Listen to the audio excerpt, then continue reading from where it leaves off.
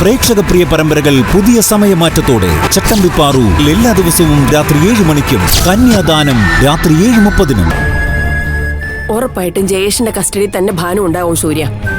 അച്ഛനും മോനും കൂടെ അറിഞ്ഞുകൊണ്ടുള്ള ചതിയായത്.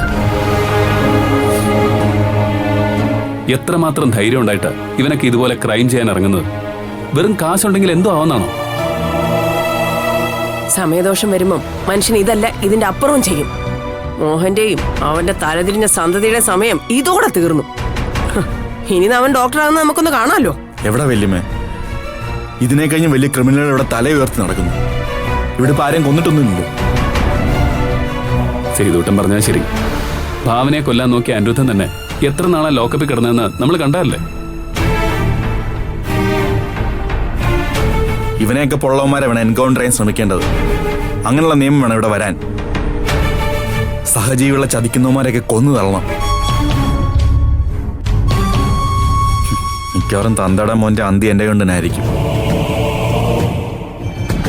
എന്നിട്ട് നീ എന്താ ജയിലിൽ പോയി കിടക്കാൻ പോവാണോ? ഇവനെയൊക്കെ കൊന്നിട്ട് ജയിലിൽ പോയി കിടന്നാൽ അതിന്റെ അന്തസ്സുണ്ടോ ഇല്ലേ? എടാ, എന്ത് ചെയ്യുമ്പോഴും പിന്നിലേക്കും കൂടെ ഒന്ന് നോക്കണം. അവിടെ നിനക്കൊരു ഭാര്യയും മോളും ഉണ്ട്. അത് ഓർത്തിട്ട് തന്നെയാണ് ഞാൻ സഹിച്ചും ക്ഷമിച്ചും പോകുന്നത്. പക്ഷെ എന്നും ഒരുപോലെ ആയിരിക്കാൻ പറ്റത്തില്ലല്ലോ. എടാ, വല്ലപ്പോഴും നിന്റെ അമ്മയെ കൂടെ ഒന്ന് ഓർത്തിട്ട് വേണം തല്ലാനും കൊല്ലാനും ഇറങ്ങാൻ. ഇപ്പൊ തന്നെ ആ മനസ്സും ശരീരവും ഒക്കെ തളർന്നിരിക്കുക ആ പാവത്തിന്റെ. ഇപ്പോ ഗായത്രി കുറേ നേരം സംസാരിച്ചു. ദേ, കൂടുതൽ നിന്നെ കുറിച്ച് അവള് പറഞ്ഞത് അറിയോ? ഞാൻ ചെയ്ത കുറ്റങ്ങളെ പറ്റിയായിരിക്കും. അല്ലടാ, നിന്റെ നന്മയെ കുറിച്ച്.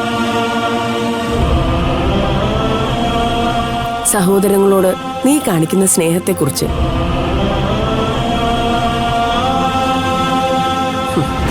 നിനക്ക് നിന്റെ അമ്മയെ അറിയില്ല സേതു. അവക്ക് സമ്പത്ത് സ്വത്തും ഒന്നുമല്ല വേണ്ടത്. ദേ, നിങ്ങൾ മക്കളെയാ. അവക്കിവിടെ ഒരു വേർതിരിവുമില്ല. പിന്നെ കുറ്റം കണ്ടാൽ ആരായാലും പറയുന്നതേ അവളും പറയുന്നുള്ളൂ.